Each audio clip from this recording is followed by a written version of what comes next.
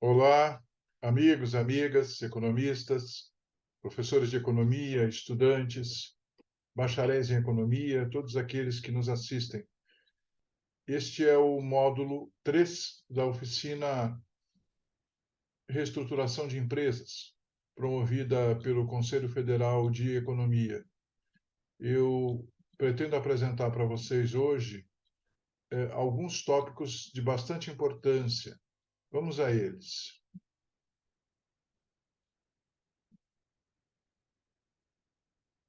Como se recordam, nós estávamos começando a nossa proposta de trabalho, envolveu 4 módulos: o economista, reestruturação de empresas, depois sintomas e causas da crise empresarial, para hoje, módulo 3, gestão econômica de empresas, e por fim, semana que vem, encerrando a oficina de reestruturação de empresas, vamos falar sobre plano de reestruturação.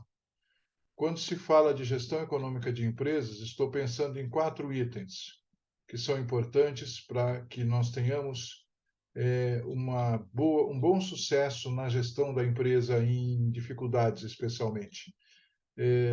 Uma delas é a estrutura de mercados e cadeias de valor, entender isso, que é muito fundamental para a reestruturação de uma empresa. Segundo, os métodos heterodoxos de gestão.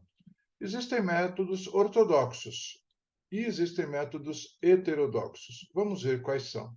Depois, medidas emergenciais. E, por fim, o diagnóstico empresarial. Como é que nós podemos fazer? Então, vamos a parte. Bem, por que as estruturas de mercado são importantes? Compreendê-las é importante numa reestruturação de empresas. Porque cada empresa ela está situada, vamos dizer assim, num degrau de poder econômico, numa situação diferente uma da outra. Existem empresas maiores e existem empresas menores, existem empresas médias. Existem empresas que dominam o seu mercado, outras que são dominadas, mas dentro de um mercado. Existem empresas que dependem uma da outra, que estão subordinadas à outra no campo econômico, ou seja, sujeitam-se a condições daquela outra empresa. Então, é importante que a gente perceba que, se nós vamos reestruturar uma empresa, é preciso, antes do mais, que nós percebamos em que situação está essa empresa, em que patamar ela se encontra. Porque, em alguns casos, é um pouco mais simples a reestruturação, em outros casos, é mais difícil.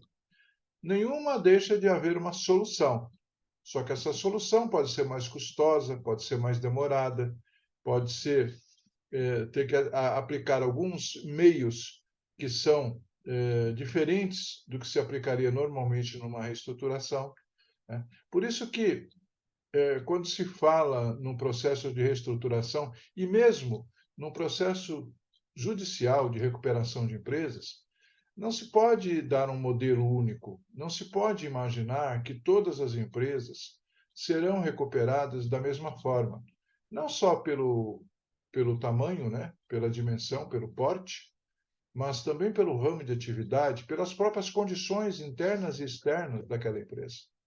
Então, o que nós estamos aqui nesse brevíssimo tempo de 4 horas tentando fazer é apenas pontuar, apresentar alguns itens que vão ser interessantes para que quem quiser se dedicar a esse trabalho aprofunde em cursos, especialmente, né, porque a literatura não é muito vasta nesse campo. O que nós temos de casos aplicados, ou seja, que se demonstre a situação da empresa e mais tudo que foi feito, são pouquíssimas teses de doutorado e dissertações de mestrado. Livros, existem pouquíssimos que são dedicados a isso.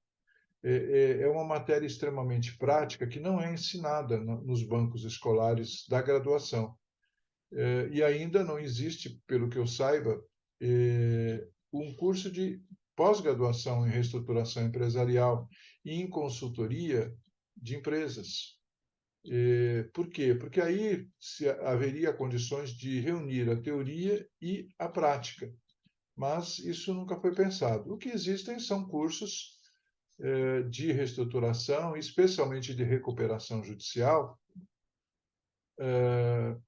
de pequena duração, 30 e tantas horas, 32, 36, 40 horas. Às vezes se dá um curso em 8 horas, o que é impossível, absolutamente, para se compreender tudo, não é? E também é importante saber que muitas vezes esses cursos eles estão voltados para as questões jurídicas. E é claro que a reestruturação tem uma face jurídica, como tudo na nossa vida tem uma face jurídica, na vida particular e na vida das empresas. Mas também tudo na vida tem a sua face econômica. Desde que a pessoa levanta, ela já começa a entrar num ritmo que é de fornecimento de mercadorias, serviços, trabalhos da economia. Mas se ele esbarra em alguém, a questão já vira jurídica, né? Então, são questões assim que a gente precisa entender que a nossa vida é toda integrada. Não basta alguém simplesmente estudar a teoria econômica. Ele precisa saber aplicar a teoria econômica e saber aplicar aos diversos exemplos práticos, situações práticas que ele vai colocar. É o caso, por exemplo, das estruturas de mercado. Nas estruturas de mercado, nós temos modelos, que são visões clássicas sobre esses modelos. Mas o que são os modelos? Os modelos são simplesmente representações daquilo que se imagina como real. Mas cada um desses modelos ele tem algumas nuances. O mundo moderno, eu estou me referindo aí à segunda metade do século XX até este século XXI, ele mudou completamente a configuração da economia mundial, né? Quem ainda está pensando nas coisas que vigiam há 50 anos está perdido, porque não vai conseguir mostrar na prática de hoje aquilo que é a realidade econômica. Então, vamos adiante e vamos enxergar um pouquinho a visão clássica e alguns indicadores que o tempo permita que a gente analise sobre cada um das estruturas de mercado e de como as empresas podem sair, talvez, de uma armadilha colocada a partir do momento em que ele está em determinado segmento e ele precisa obedecer regras, não obedecer regras jurídicas, mas obedecer regras de mercado. Vamos entender. O primeiro que se conhece, o monopólio, a visão clássica, existe apenas um vendedor e vários compradores. O vendedor dita o preço, a concorrência de produtos substitutos existe, mas é pequena. A barreira natural, legal ou técnica para a entrada de novos competidores. O monopólio vai se garantindo exatamente porque não há outros competidores. E informações de mercado são de pleno conhecimento do vendedor, mas apenas parte das informações é dos compradores. Então, imaginem que vocês estejam numa empresa em reestruturação e que ela tenha como principal cliente uma empresa monopolista, algo que detém determinado segmento de mercado e dita as normas. Qual a solução que se coloca? Né? Qual a solução que se coloca? Eu diria que a primeira coisa que tem que se pensar, todo empresário deveria pensar, é que ele, em tese, pelo menos dentro do pensamento liberal, ele é dono do nariz dele. Então, se ele não precisa obrigatoriamente ficar amarrado com um cliente monopolista, um cliente que o domina, que impõe preços a ele, que impõe condições. Ele tem chance de buscar outras situações. Deixa eu falar do próximo modelo, aí eu vou dar um exemplo prático para vocês. Oligopólio. O que é o oligopólio? É parecido com o monopólio, só que a diferença é que são poucos vendedores, não apenas um, e vários compradores. O restante decorrente também desse modelo, né? Que os vendedores podem influenciar o preço via cartel. Eles se juntam e organizam o preço e pagam aquele preço para o fornecedor deles, né? Os produtos são mais homogêneos ou diferenciados, podem haver, mas pequena diferenciação. Há uma barreira legal e técnica, e as informações de mercado são do conhecimento dos vendedores, mas nem sempre dos compradores. Boa parte dos compradores tem uma parte apenas deste conhecimento. Então, o que fazer? E aqui eu vou dar o exemplo, porque qual o maior medo do empresário ao tentar se desviar da obrigação, entre aspas, de vender a uma empresa muito grande, que compra muito dele? Que ele perca faturamento. E, de repente, a empresa se sinta em condições de buscar outros fornecedores e ele perca o trabalho realizado. De fato, é isto. E aí, esse é um problema que tem que ser resolvido, sim. A primeira coisa é ele saber quanto é que essa empresa dá de lucro para ele. Porque o que interessa, gente, não é o faturamento bruto, é o que sobra no final. Porque você pode ter o mesmo faturamento. Vamos dar um exemplo: R$ 100.000. Se você tiver um preço muito apertado, ou seja, um preço que paga os seus custos e pouco mais, no final vai sobrar R$ 1.000 para você. Vamos imaginar. Mas se você tiver o mesmo faturamento, com preço mais folgado, em que você possa vender menos, menor quantidade, mas é um preço maior e te oferecer também os mesmos 100 mil de faturamento, você vai observar que o seu lucro pode subir para 7 ou 8 mil. E não o lucro final, estou dizendo, o lucro que entra no bolso do sócio, né? Que é o que interessa. Minha empresa fatura 5 milhões. Tá, quanto é que ela dá de lucro? Dá um pouquinho só. Então, talvez você esteja perdendo dinheiro com a sua empresa, né? Então, eu me lembro, em 1990, quando houve o Plano Collor, houve o congelamento dos ativos de modo geral. Todos aqueles ativos que estavam depositados foram transferidos para o Banco Central, exceto uma parte pequena, e as grandes montadoras de veículos mandaram circulares para os seus fornecedores, basicamente sócios do Sindipeças, né, Sindicato Nacional de Autopeças, e dizendo que estavam todas as duplicatas contra elas, montadoras, automaticamente prorrogadas por 90 dias. Então, que as autopeças, as pequenas fornecedores das montadoras, né, que mandassem para os seus bancos a prorrogação de 90 dias. Ou seja, as montadoras impuseram essa prorrogação, até porque não se sabia exatamente quais eram as medidas seguintes do governo, como liberação de recursos, etc. Isso causou um impacto absurdamente grande no setor de autopeças. Eu era gerente do Banco do Brasil e tive lá várias consequências dessa quebradeira geral. Por que a quebradeira? Porque todas as empresas têm um limite de desconto de duplicata, de manutenção de capital de giro. E se o seu fornecedor, que no caso, aliás, desculpe, se o seu cliente, que no caso é a montadora, ela faz isso, ou seja, prorroga os títulos automaticamente e as agências bancárias da cidade onde ela se situa não protesta, ocorre uma falta de limites, porque o seu limite que deveria baixar com o pagamento, quer dizer, a utilização do limite, ela deve baixar com o pagamento do sacado. Então, o sacado paga, aí abre-se limite para um novo desconto e assim por diante, né? Então, muitos praticamente quebraram. E aí eu me reuni com 2 ou 3 separadamente desses fornecedores e começamos a conversar e chegamos a uma conclusão, a partir da experiência deles e também de algumas ideias minhas, de que eles deveriam começar a vender diretamente para o ramo de autopeças, para o ramo de autopeças de varejo, essas lojas que existem nas cidades de venda de peças, né? E foi assim que eles fizeram.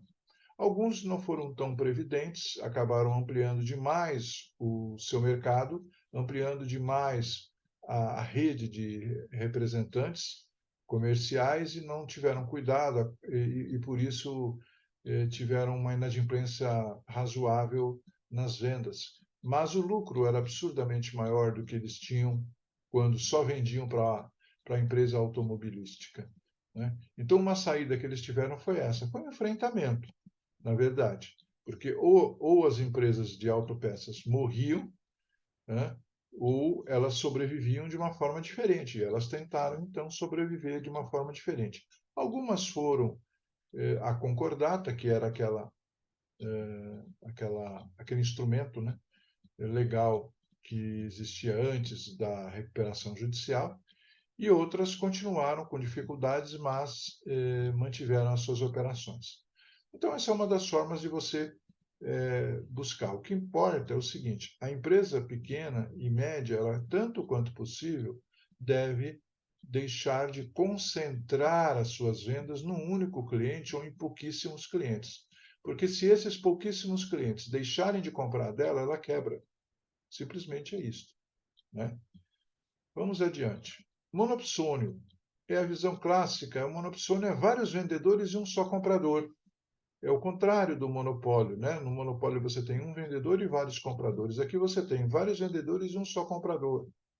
E eu vou aproveitar e falar também do oligopsônio, que é a mesma coisa, só que com vários vendedores e poucos compradores. Aqui, classicamente, é o ramo de supermercados. As redes de supermercados, hoje menos, mas as redes de supermercados, elas formam praticamente um oligopsônio, porque alguns tipos de produtos só vendem em supermercados e um número muito pequeno de empresas de supermercado que dominam o mercado. É claro que existem algumas redes regionais que hoje também têm um papel significativo no mercado de supermercados. Mas se a gente pensar nas grandes redes, que hoje já são dominadas pelos franceses no Brasil, né? Ambas as redes maiores são controladas por franceses, nós vamos observar que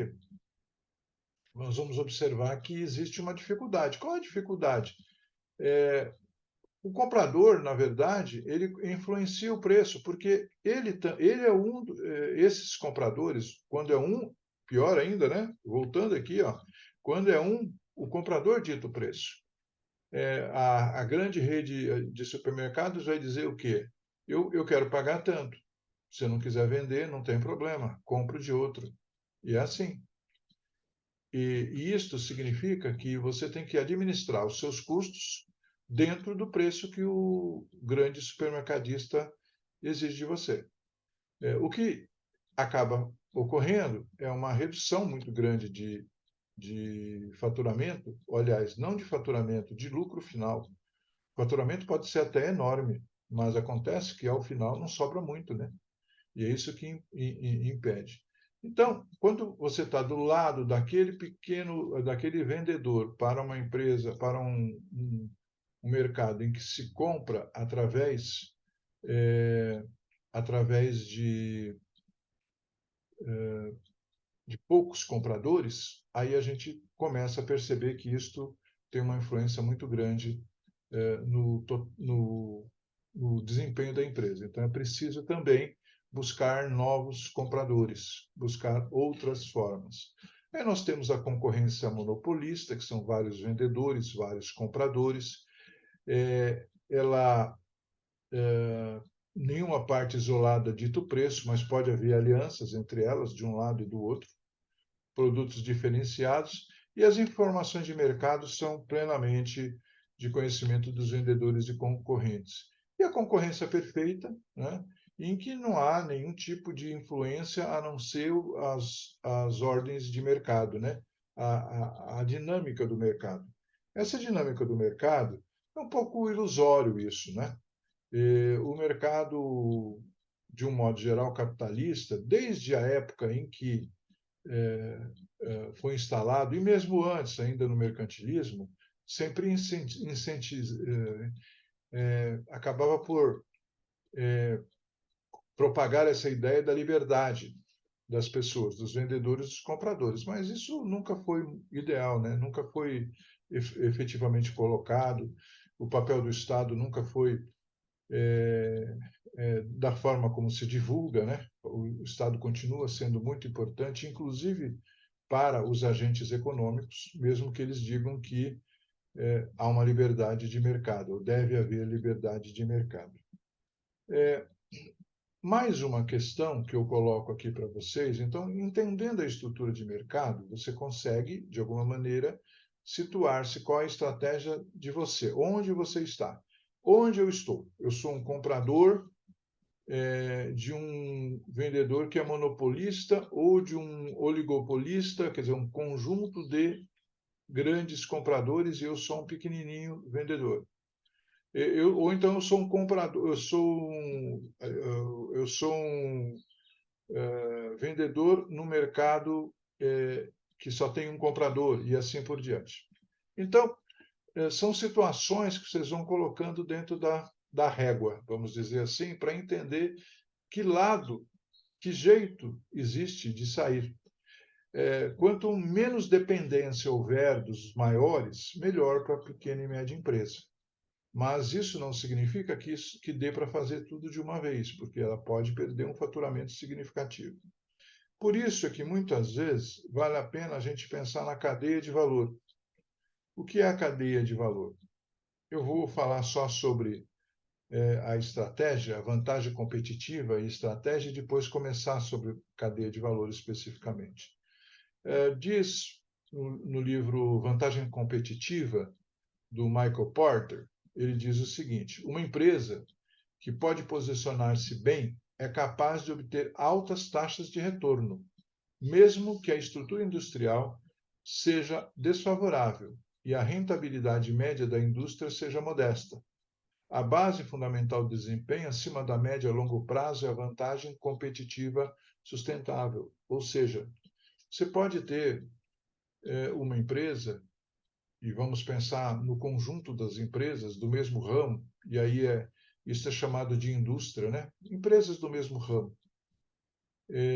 Se a rentabilidade média é X, uma empresa pode ter uma rentabilidade acima, é claro. Se é média, alguém tem rentabilidade acima e alguém tem rentabilidade abaixo da média, é evidente, né? Por quê? Porque ela precisa ter o quê? Uma vantagem competitiva. E que vantagem pode ser? São várias coisas, nós vamos ver ainda hoje, que mostram uma vantagem competitiva. Ou como pode ser também uma desvantagem. É possível que, em determinadas circunstâncias, a empresa apresente desvantagem em relação aos seus concorrentes. E aí é importante saber que, no longo prazo, é possível ter esta vantagem e esta maior rentabilidade, porque esta vantagem competitiva se torna sustentável, ou seja, não é eventual. Não ocorre hoje, amanhã já não ocorre mais, né? Então, essa situação toda que nós estamos vendo, ela acaba por nos fazer com que a gente perceba que existe essa possibilidade através de estratégia, através de vantagens que nós vamos criando dentro da empresa a partir das forças da própria empresa, das forças do mercado, da inteligência, da competência de quem trabalha na empresa. Um segundo ponto que eu quero colocar, isso está no livro Safari de Estratégia, de Bruce Mitzberg e Joseph Lampel. Ele diz: a estratégia é um plano que indica uma direção, um guia ou um curso de ação para o futuro, um padrão que mostra a consistência de um padrão de comportamento ao longo do tempo, uma posição ou localização de determinados produtos em determinados mercados, uma maneira fundamental de uma organização fazer as coisas, uma manobra específica para enganar um concorrente.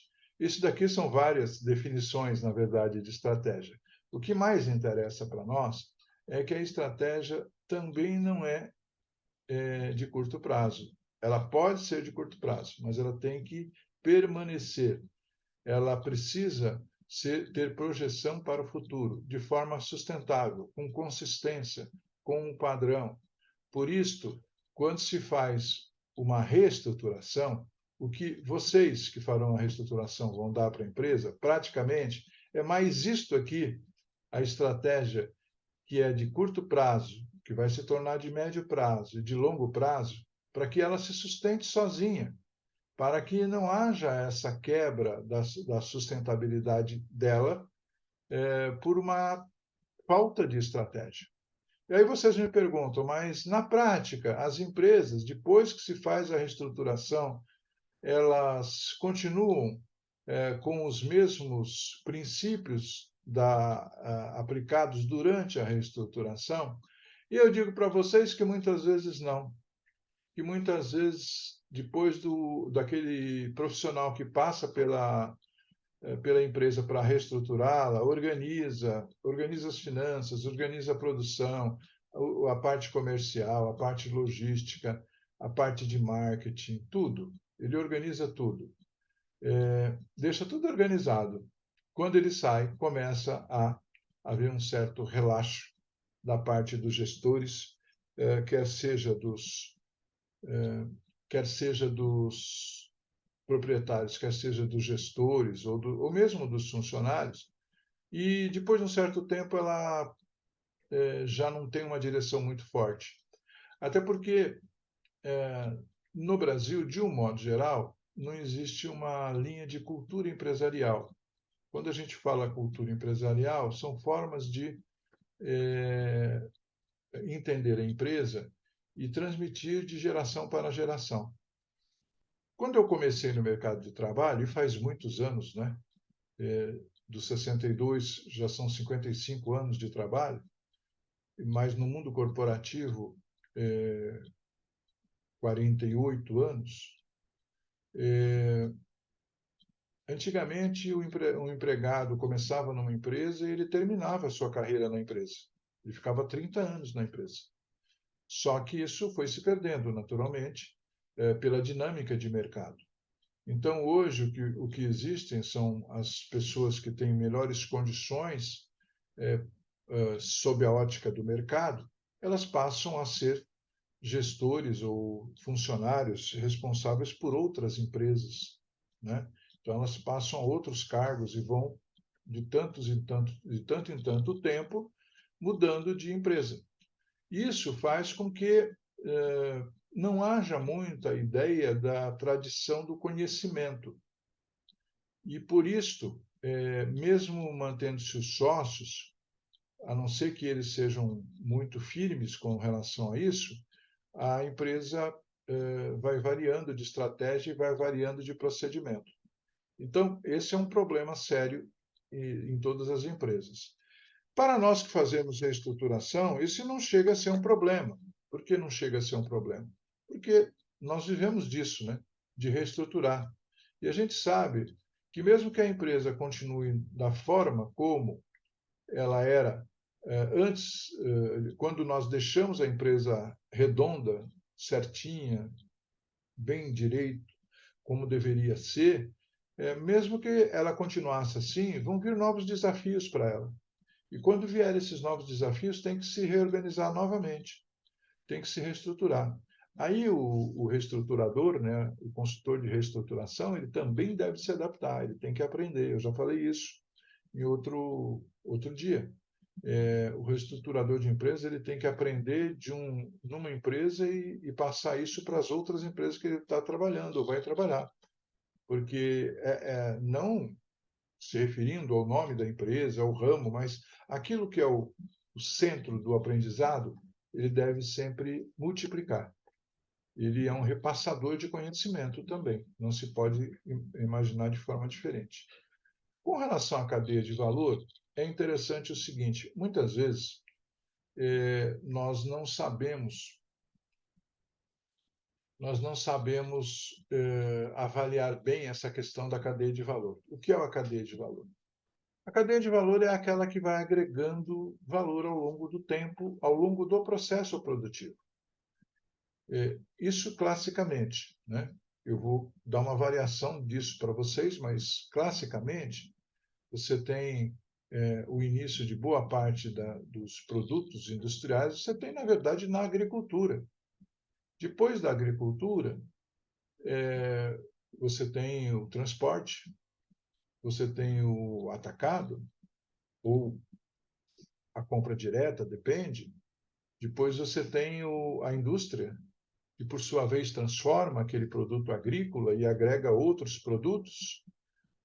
Depois isso vai para um atacadista, que por sua vez vai para um supermercadista, que vende ao consumidor final. Grosso modo, a cadeia de valor é a soma do trabalho de cada um desses e de quanto isso foi custando ao longo da cadeia, né? Porque aquilo que se paga ao agricultor, nós sabemos, talvez seja, assim, sem uma precisão muito grande, talvez seja um quinto do que o consumidor paga. E aí as pessoas perguntam, mas como pode? Pode porque os custos e os lucros auferidos no meio dessa cadeia são muito grandes. Muitas vezes, o que ocorre é que há uma ruptura nessa cadeia para algumas empresas que têm maior porte. Então, vocês devem se recordar, devem saber, existem empresas que estão no nível de alimentos, né, no ramo de alimentos, e que compram diretamente dos produtores para ramo de carnes, por exemplo, que compra frangos e faz industrialização de frangos, né? Já compra diretamente das fazendas, então ela já corta o intermediário, já corta o próprio transporte, assim por diante. E existem empresas, existem supermercados que, aproveitando-se do crédito do ICMS e do IPI, eles acabam por se tornar, entre aspas, industriais. Não são industriais, mas fazem produtos por encomenda, tanto que em muitos supermercados, ao se olhar as prateleiras, vai se encontrar produtos com a marca daquele supermercado, né? Porque é uma gestão dos tributos que é feita através destas marcas. O ganho das empresas de supermercado é em cima daquilo que elas vão reduzir em termos de impostos, ou aproveitar os impostos que elas são credoras, né? Essa é a cadeia de valor tradicional. Eu acrescentaria uma outra circunstância, que é a cadeia de valor do pequeno industrial, especialmente, ou pequeno comerciante, para o patamar seguinte, que é os principais compradores dos produtos ou os principais vendedores de matérias-primas. Há cerca de 35 anos, houve uma experiência no sul do país, que depois se propagou para todo o Brasil, das papelarias. Foi criada uma associação de papelarias que, se eu estou certo, chegou a ter 1.000 papelarias associadas. Essas 1.000 papelarias associadas, elas começaram a comprar conjuntamente de grandes empresas de celulose, grandes empresas fabricadoras de papel, cadernos, etc., etc. Com a junção delas, ou seja, com a união delas, o preço desses produtos caiu enormemente, porque elas, na verdade, compravam individualmente, mas negociavam coletivamente. Então, elas garantiam à fábrica uma certa produção, porque tinha a programação de produtos, né, de compras. Existia também uma logística de entrega que em produtos de valor agregado pequeno, o transporte custa muito, né? Então, para que você reduza preços, é necessário que você tenha uma logística melhor, uma logística que permita você ter uma redução de preços nessa etapa, que é o transporte. Então, fizeram dessa maneira e acabaram tendo ganhos nas papelarias, através deste outro fator, que é o fator da associação entre papelarias que são concorrentes, mas que têm o mesmo objetivo. Qual o mesmo objetivo? Conseguir preços mais baratos, né? Assim como eu também vi, por outro lado, uma associação de empresas que vendiam tambores recuperados, tambores metálicos recuperados. Durante um certo período na minha vida, cerca de 1 ano e meio, eu tive uma empresa de recuperação de tambores, mas depois achei que não valia a pena, me desfiz dela. Não valia a pena diante do que eu poderia fazer, né? Do que eu poderia trabalhar, que é a questão da consultoria, da reestruturação. Então, me voltei para esse campo e deixei de ser entre aspas, um industrial que pegava tambores metálicos de 200 litros, que já tinham sido utilizados, e fazia a limpeza deles, a repintura e vendia para empresas que precisassem de tambores não de primeira linha, ou seja, não de primeira fabricação, e sim tambores recuperados. Só que o que ocorreu num dos municípios que mais existem recuperadoras de tambores, que é Guarulhos, aqui ao lado de São Paulo, todos estavam perdendo dinheiro, porque havia uma concorrência enorme entre eles. Então, eles resolveram sentar, eram 5 grandes, esses 5 maiores fizeram uma aliança entre eles de não concorrência. Então, eles acabaram fazendo essa aliança e vendendo melhor os seus produtos. Eles eram monopolistas? Não. Eles eram oligopolistas? Acho que não, porque o preço que tinha afinal não era tanto, mas eles perceberam que se não se unissem, iriam acabar por perecer.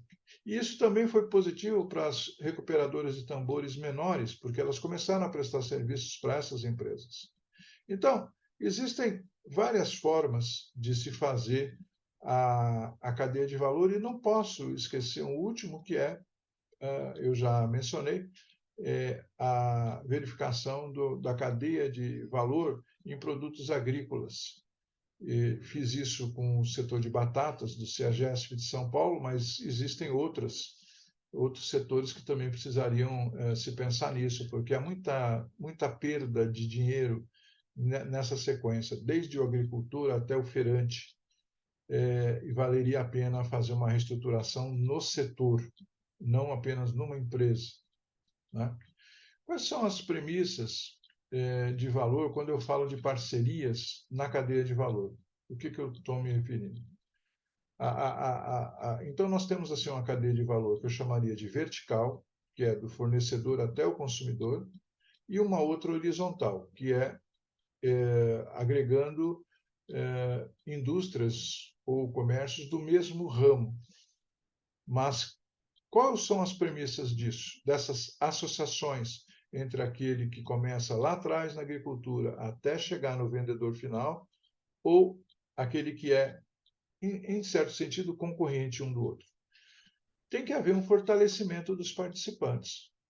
Não é possível a prevalência de um sobre o outro. Se não for para fortalecer os participantes, se for só uma questão formal, não vale a pena fazer. Porque você tem que elevar o ganho final de todos. Então, esse fortalecimento vai ser medido desta maneira, né? Pode ocorrer também a situação de que haja uma sequência na cadeia de valores, especialmente de fornecedores, com relação a fornecimento de um para o outro, né? Fornecimento do agricultor para quem é atacadista de mercadoria agrícola, depois deste para a indústria, da indústria para o comércio, assim por diante, né? Prazo de compromisso é fundamental que se cumpram. Então, não é possível que uma empresa entre numa associação dessa natureza e depois não consiga cumprir prazo de compromisso. Por quê? Porque ela compromete as demais. E isso não é possível. Vai ter, ao contrário de fortalecer, vai enfraquecer as demais. A remuneração precisa ficar muito bem clara. Quanto é que cada um ganha nesta associação? Quanto é que melhora o desempenho de cada um? É preciso que isso crie um certo dinamismo e não uma desconfiança entre as partes. infelizmente, ainda é muito comum que os negociantes, donos de indústria, comércio, mesmo agronegócio, entendam que outros estão querendo aproveitar deles. Não adianta, não vai para frente desta maneira. É claro que sempre é necessário de controles e sempre o compliance, né, que nós hoje chamamos, deve ser feito, e especialmente uma avaliação contínua, para ver se está tudo certo, se está tudo dentro das regras. Agora, se não houver, é preciso também haver a inclusão de novos participantes ou a exclusão de alguns participantes que não correspondem. Se um participante prejudica os demais, por que os demais devem deixá-lo na associação, nessa parceria? Não devem, né? Então, essas são premissas. Agora, a pergunta é: a cadeia do valor é para redução de custo ou uma aliança empresarial? Eu diria para vocês que ela é mais uma aliança empresarial, a parceria, do que uma redução de custo. Mas ela é a aliança empresarial que produz a redução de custo. Às vezes se pensa que é só redução de custo. Não. Quando a gente pensa numa parceria para fazer a reestruturação de uma empresa, a gente tem que formular cenários. Eu vou dar um exemplo concreto.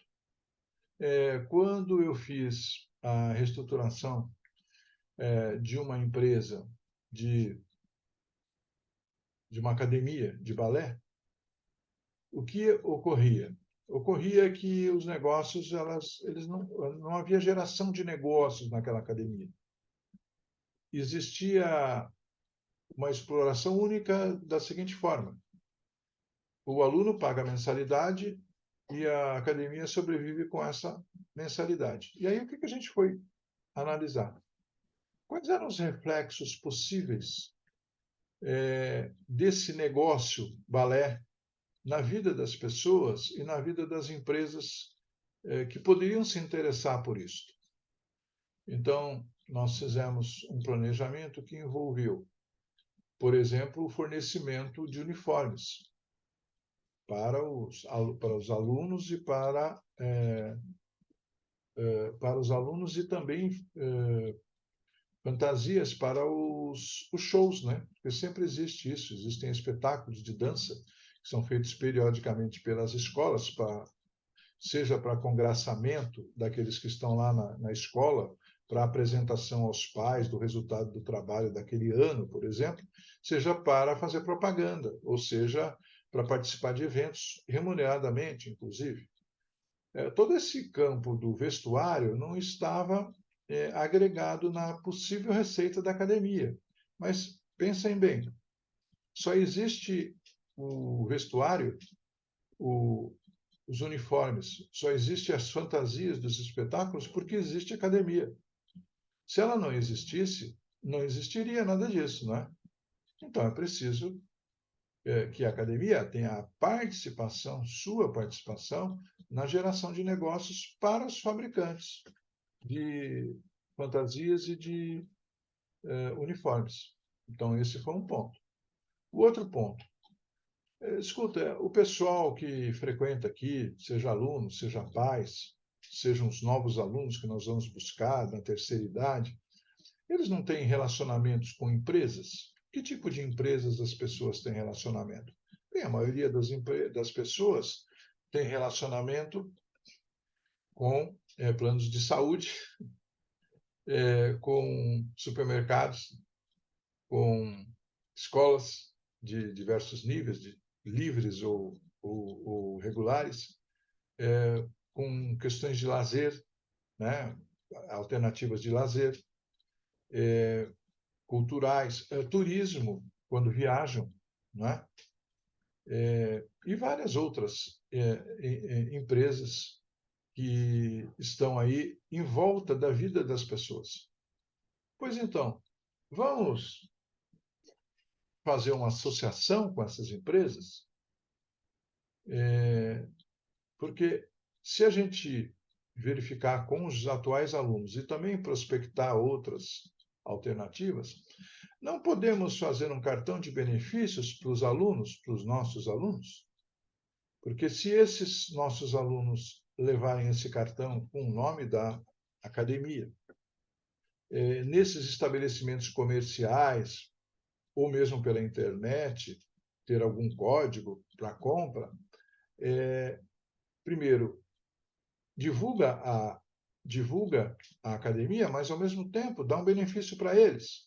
E, dando benefício para eles, possivelmente atrai outras pessoas, outros alunos. Então, fizemos um cartão de desconto. Depois, havia uma outra circunstância.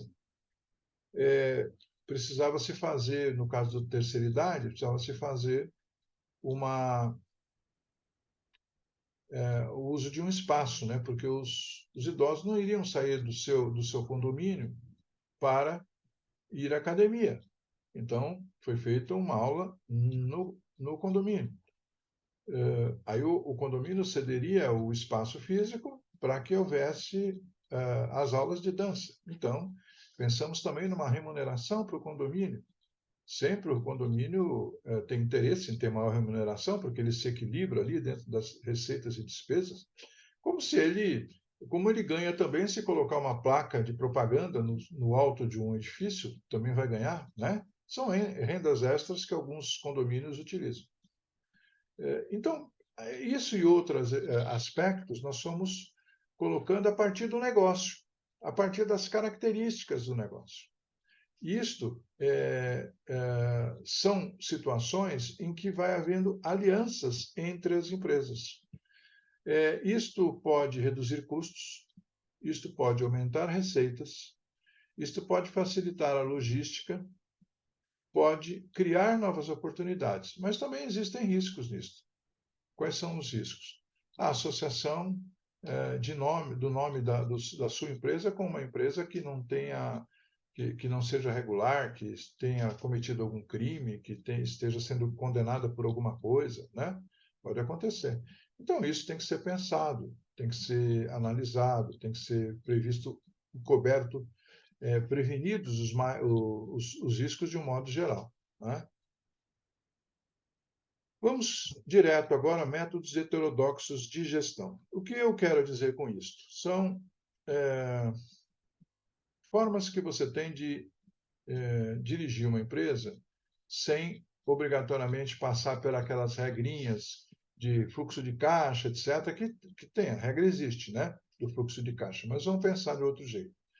Eu não tenho tempo na oficina de refletir sobre a reavaliação de bens tangíveis e intangíveis. O que são tangíveis? Bens materiais e bens intangíveis, imateriais.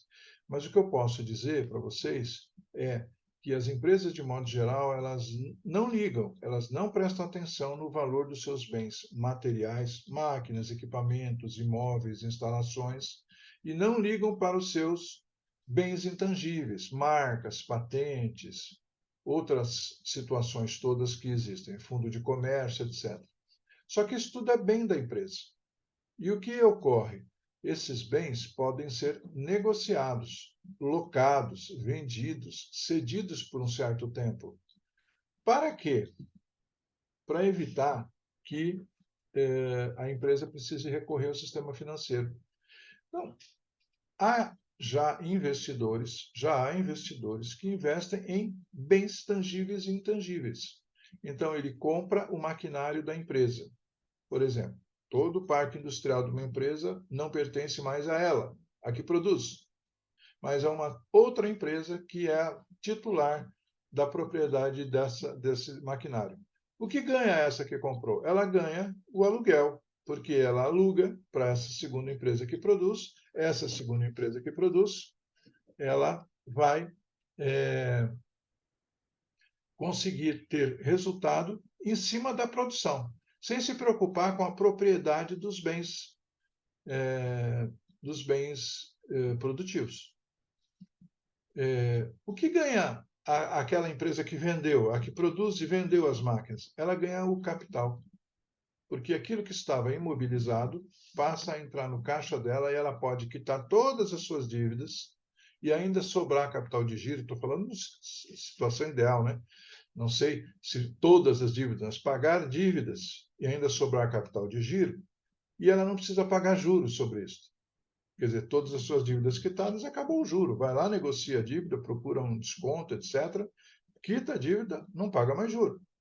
Isso dá uma enorme diferença no resultado final da empresa, se ela tiver capital de giro, né? Para o investidor, interessa que ele vai receber um aluguel permanentemente.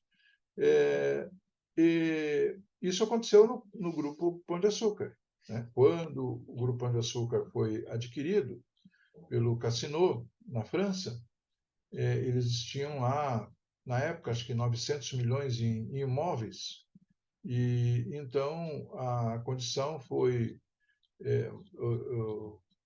não, tinham mais em imóveis e tinham 900 milhões em dívidas de curto prazo, muito, muito, muito alto para o faturamento líquido deles, né? Para o lucro líquido deles, muito alto, 900 milhões. O que aconteceu? O Cassino entrou com dinheiro, pagou as ações do Alcides Diniz, que era o acionista principal. Ele se obrigou, no mesmo contrato, a comprar os imóveis do Pão de Açúcar, portanto, entrou para ele o dinheiro, mas ele já pegou o dinheiro e comprou os imóveis, entrou no caixa da Pão de Açúcar. Pão de Açúcar quitou todas as suas dívidas e os imóveis que ficaram para ele, Alcides, rendem aluguéis até sei lá que ano, século, né? Século 24. Então ele acabou fazendo uma venda de um patrimônio que existia no Pão de Açúcar, que estava imobilizado e que poderia custar menos pelo aluguel. Aliás, por quê? Porque o aluguel é mais interessante, porque ele reduz o lucro. Reduzindo o lucro, reduz os impostos. E aí você tem uma posição mais ideal, mais exata da situação da empresa. Então, tudo isto é possível dentro de você valorizar os seus bens tangíveis e intangíveis, substituindo bens que estão imobilizados ou não valorizados suficientemente. Alguém pode querer comprar a sua marca ou alugar a sua marca por um período. E aí o que vai acontecer? Você alugando a sua marca, você vai pagar royalties para eles, mas pelo menos você já recebeu o valor da marca, né? Então, existem várias situações, não dá para entrar em detalhe. É claro que tem que haver a solidez da empresa, uma parceria permanente, fidelidade permanente, é uma associação entre empresas, quer dizer, interesses que se colocam a longo prazo. Alternativas de financiamento não bancário, escambo. O que é escambo? É a operação mais antiga do comércio no mundo, né? Isso aqui deve ter começado na Idade da Pedra, né? Alguém tinha um peixe e o outro tinha lenha. Então vamos fazer o seguinte: eu te dou a lenha, você me dá o peixe, e aí os dois comemos peixe assado, senão vamos ter que comer cru, peixe cru. Então é a troca de serviços e a troca de produtos. No ramo de serviços, isso aqui é bastante simples, né? Eu faço um serviço para você, você faz para mim, nós fazemos a conta, faturamos, e isto vira uma aliança de troca de bens e serviços. Quando você está em reestruturação, muitas vezes você tem que fazer isso. Você não consegue pagar o seu fornecedor exatamente do jeito que ele gostaria de receber, que seria em dinheiro, mas você tem condições de prestar serviços para ele. E é por aí que tem que fazer. A sublocação de espaços, de máquinas que estão inutilizadas, né, ou que não estão tão utilizadas. O time sharing, que é a utilização do tempo parcial dentro do que você tem livre dentro da produção, dentro da comercialização. Existem time sharing, por exemplo, até interprofissionais, né? Existem médicos, psicólogos, dentistas que alugam uma sala para amanhã para um profissional, à noite, à tarde para aquele que já era o titular, aí ele reduz um pouquinho o seu custo de locação, de condomínio. Tá? Espaço de propaganda, depende aonde você vai colocar, você pode, seu site, seu espaço físico é bem localizado, você coloca uma propaganda. Não é nenhum problema isso, é uma geração de receita. Né? Propaganda, programação de pedidos de clientes tem que ser feita uma programação muito forte para que haja condições de o cliente ter ter certeza do recebimento e você também ter certeza do faturamento e também conseguir negociar com fornecedores para que te dê prazos maiores ou menores. Então, tudo isso faz parte da programação de pedidos. E programação de pedidos a fornecedores que é decorrente dos pedidos feitos pelos clientes. Licenciamento de marcas também é uma alternativa, não só a alocação, mas também o licenciamento, que é você oferecer a sua marca para alguém que tem condições de produzir. Você não tem dinheiro para produzir, você não tem recursos para produzir. Então, você vai deixar parada a sua marca? Não. Licencia para um terceiro e ganha um percentual sobre as vendas desse produto lá. Terceirização ativa ou passiva,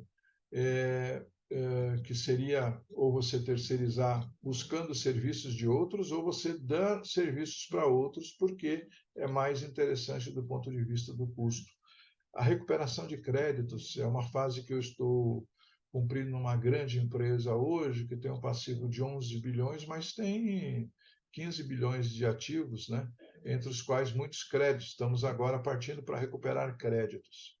Redução do prazo para clientes, aumento de desconto em pagamento antecipado, às vezes é interessante isso. Depende de se fazer uma operação, uma conta, né? Que te diga se isso dá resultado.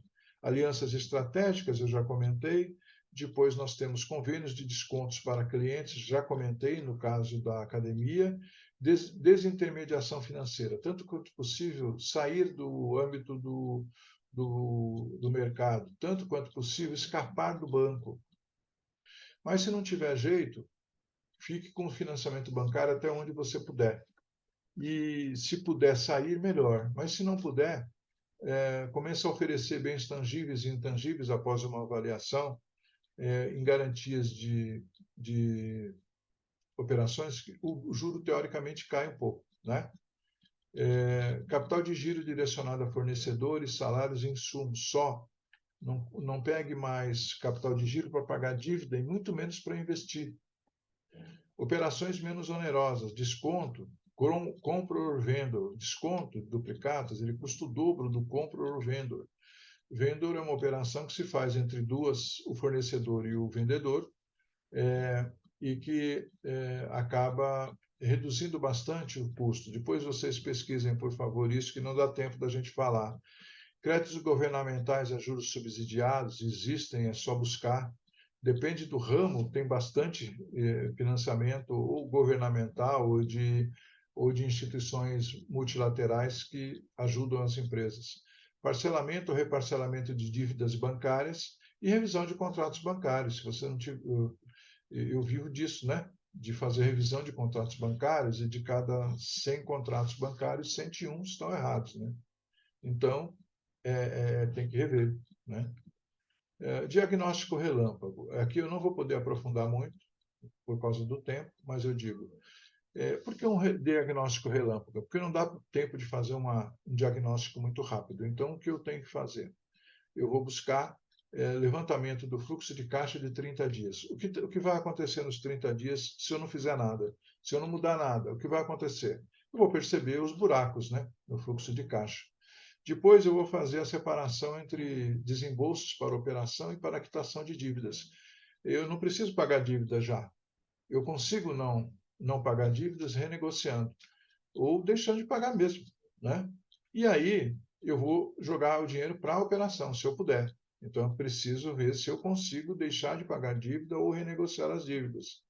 Levantamento de pedido em carteira, levantamento de capital de giro para atender os pedidos. Então é muito importante saber. O mais importante é o pedido em carteira que dê resultado, que dê lucro, para poder gerar recursos para pagar, inclusive, as dívidas. Levantamento de custo dos produtos de venda mais fácil. A venda que vai mais rápido e que tem um resultado melhor, ela deve ser priorizada neste momento. Não adianta você produzir um produto só para deixar em estoque, porque o estoque não é receita. Vai ficar lá. E aí você não tem recurso para pagar as suas dívidas, os seus compromissos. Levantamento de potencialidade de venda de produtos em 30 dias. Fazer um levantamento com os vendedores, com os sócios, saber como é que a gente pode melhorar essas vendas e quais são os recursos necessários para vender nesses 30 dias. Tudo isso vai servir para uma elaboração muito rápida do fluxo de caixa operacional, do fluxo para quitar dívidas, do direcionamento de recursos para a lucratividade, a renegociação de passivos, a recuperação de créditos, a venda e utilização de ativos não operacionais, a negociação do prazo com fornecedores, a obtenção de recursos financeiros para a operação, que são as primeiras coisas que têm que ser feitas. Tudo isso aqui, se possível, tem que ser feito de imediato. Ao mesmo tempo, arrumar um jeito de fazer tudo, né? Colocar frentes com pessoas cuidando, cada um cuidando de uma coisa, algumas pessoas capazes de fazer isso, né? E vendo o que é possível fazer. Por exemplo, a venda ou utilização de ativos não operacionais, às vezes está lá há anos o ativo e não é vendido, e já desvalorizou. Se for uma máquina, se for um terreno, talvez vale a pena, vamos vender o terreno para pagar, para colocar na produção, e a produção vai nos dar o lucro, né? O terreno não vai nos dar o lucro, né? Depois nós temos alguns itens de diagnóstico empresarial, gestão de produção, qualidade, rapidez, confiabilidade, flexibilidade e custo. Peço desculpas a vocês que eu não tenho condições, pelo tempo, de aprofundar, mas pelos nomes acho que vocês já vão saber. Gestão comercial, os focos: menores custos em compra, maiores preços em venda, fidelização do cliente, posicionamento no mercado.